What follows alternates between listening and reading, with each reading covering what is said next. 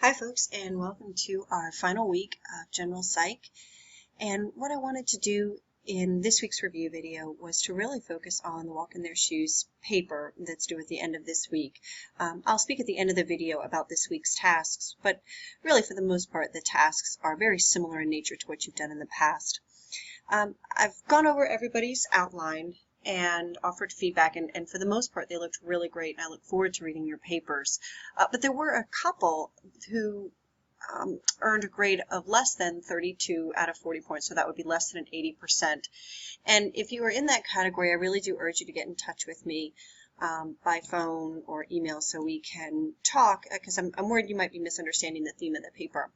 So with that in mind, let me just make sure that everybody knows what you can find at the project information area in the Walk in Their Shoes paper.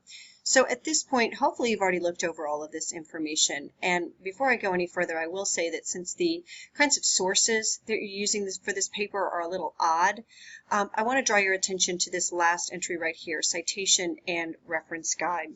So I just opened it up right here for you, and the various types of sources that you will be using, I think, fall under these general categories. You have blog, video, some of you did interviews, and then of course you also have the websites. And in each case, the type of citation is a little unusual. So I wanted to offer you this additional information. Even if you miss it and you don't get everything in exact APA format, that's fine, but please do make sure that you are citing all of your sources of information, and make sure that you are citing them immediately after you use information from that source. Don't wait until the end of the paragraph. All right, so speaking of having a clear understanding of how you're supposed to write the paper, I pulled up this sample paper, and this was written by a student last year, and I've gone through and given some basic directions to try and guide each of you at this point. And you can see with regards to how you actually cite some of these websites, you can see as soon as she has mentioned information from the site, she cited it. She didn't wait until the end. And I also want to draw your attention to some of the writing points. Many of you address this in your outline, but make sure that when you are starting each paragraph, it's good writing to start off with a topic sentence. Often this can help you to transition from the previous paragraph. Just a little something to let your reader and you as the writer know what's going to be coming up in this paragraph. Another thing that I will emphasize is you want to make sure in each of the body paragraphs in your paper that you have at least one point of research that you are citing. Ideally, it would be multiple citations, as this person has done right here, because keeping in mind this is a research paper, so every paragraph other than the intro and conclusion should have ideally at least 2 points of research. So you can see in this paragraph again we have a topic sentence, various points of research, and then also the author has summarized with just a little bit of reflection and kind of a closing sentence as well. And that is really the pattern in all of the paragraphs, and I encourage you to try to do that. It's not just for this paper, but again, that's a good skill when it comes to writing. She's organized her paper by topic, and many of you in your outline did that as well, and I encourage you to continue with that when you are writing the actual paper. Another thing that I wanted to emphasize is the use of quotes. So in this case, the student has used a quote only when it felt really absolutely necessary. So I guess here she wanted to preserve it because of the emphasis that the author made. But I really want to read your writing in this paper. That means I don't just want to see paragraph after paragraph or many, many sentences of quotes pulled from your sources.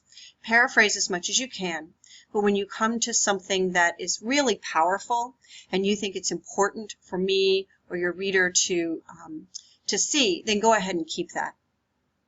All right, so when it comes to the references section, I have also provided you in that citations and references guide how to go about doing citations and references for these unusual sources. But I also wanted to draw your attention here because it's just nice to see another example, an applied example where the person has used, let's say, a video and a website and a blog. If you're doing an interview, you would not actually include the interview here in the references section, but you would up in the actual paper. It would be you would say, let's say you interviewed Jane Doe on August 29th of 2016, it would say J. Doe, August 29th, 2016, personal communication. But you would not include that in the references. And I do have that example listed here in the citation and reference guide. The final point that I want to make for this paper, and I've tried to make this many times, but I'll say it one more time, is that the point of this paper is to get a walk in the shoes of somebody who has this condition. And that means using their words, their ideas, their examples, and their life experiences. So if you look at this paper, this author has used the comments and the things that she learned from reading a variety of different blogs or interviews or videos. This is not your WebMD list symptom after symptom after symptom. This is really trying to give examples of what the symptoms look like in real life. And so that's what I want from your paper. I think it makes up for a more interesting paper to write and certainly a more interesting paper to read. So I'm back on Blackboard in the project page and really just want to emphasize that there are several sample papers. And my goodness, if you have not yet looked at the paper guidelines, please do. All right, absolutely. If you have any questions, reach out to me. I'm pretty prompt at responding to text messages. I'm pretty available this week. I would be happy to talk with you on the phone or meet with you, or I guess the last option would be email, but I think being able to actually communicate voice-to-voice, face-to-face would be a better way to go. All right, so in terms of the other assignments that you have for this week, we are going to be focusing on, I think, some pretty interesting stuff. We have social psychology, which is always a little bit surprising, I think, for people, as well as cognition. And something we'll see in both of these areas are some of the biases in the way that we think. Probably the best one is self-serving bias, our tendency to think and do things that hold us up in the best light.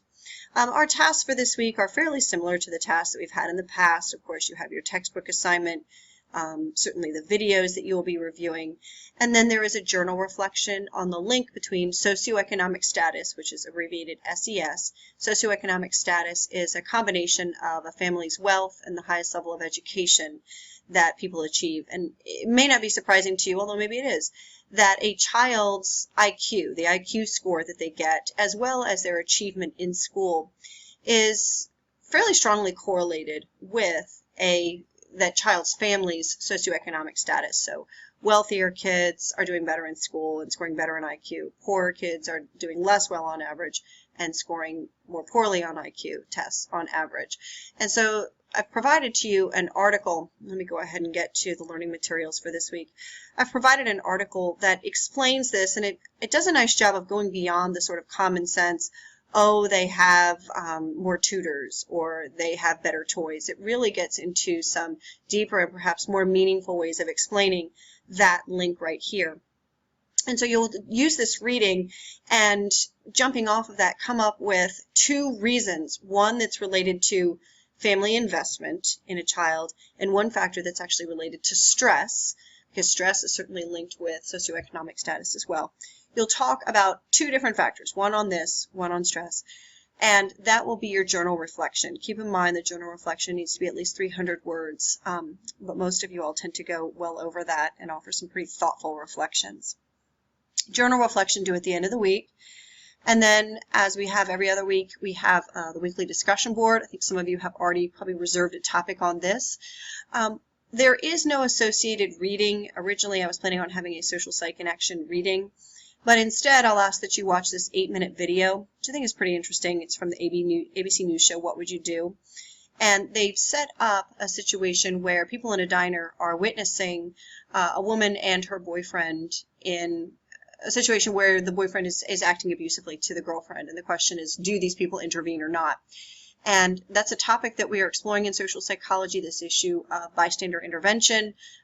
But the video and also the way people are thinking about it gets into some of the other concepts that we're dealing with in social psych and cognition. So I encourage you to go ahead and pull up the guidelines right here, read over it, maybe watch the video, and then reserve your topic. As we have every other week, your first post is due Thursday evening, and then 2 responses by Monday morning, the 18th. We have 2 UPR presentations in this last week. One is a cognition one. What you expect is what you get.